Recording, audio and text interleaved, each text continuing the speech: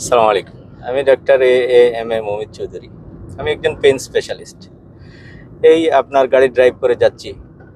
যাইতে যাইতে যেটা আমার কলিগ আমাকে মনে করাই দিলেন, যিনি আমার পাশে আমাকে ভিডিও করতেছেন, যে এই যে আমরা লং টাইম যারা ড্রাইভ করি, পার্সোনালি গাড়ি চালাই, দেখা যায় যে কাফ মাসেল পেন, কোনো কোনো সময় আপনার এই পায়ে ব্যথা, কারণ হাত পা দুইটাই লাগে গাড়ি চালাইতে।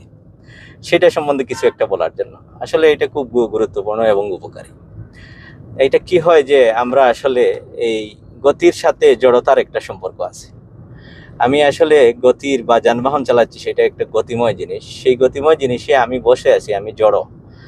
সেই জড়তা থেকে আসলে মানুষের মাসেল টাসেল বসে যায় এবং বিভিন্ন ধরনের কেমিক্যাল, আমি জড়তা বসে থেকে যে এই অপারেট করতেছি, আমার হাত পা নড়তেছে কিন্তু পুরো শরীর নড়তেছে না।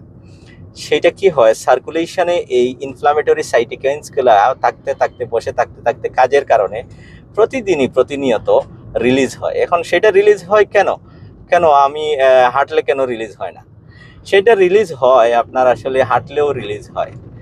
রিলিজ হয় এই কারণে যে আমার কাজের মাধ্যমে আমার শরীরে যে এনার্জি বা শক্তি খরচ হয়, সেটার নাম হচ্ছে এটিপি। সেটা খরচ হইতে হইতে বসে থাকলেও এই হাত পায়ের নাড়ার কারণে কমে গিয়ে আমাদের যে মেটাবলিজম হয়, এই মেটাবলিজমের ওয়াস্ট প্রোডাক্টগুলো হচ্ছে some types of chemicals, inflammatory cytokines. সেইগুলা বডির বিভিন্ন জায়গায়, যেমন বিশেষ করে যখন বসে থাকি পায়ে, হাতে জমা হয় এবং দীর্ঘমেয়াদী বলতেছেন যে ব্যথা হইতে পারে। সেটা দূর করার একটা কারণ হচ্ছে, মানে একটা প্রতিকার হচ্ছে যে আপনি যখনই চালাবেন, একটা ফ্র্যাকশন টাইমে লং ড্রাইভে যাবেন, একটা সময় আপনি নিজেকে একটু রেস্ট দেন, গাড়ি বন্ধ করেন, কিছু খান, হাঁটাচলা করেন, ঘুরেন, তাইলে সার্কুলেশনটা ভালো হবে।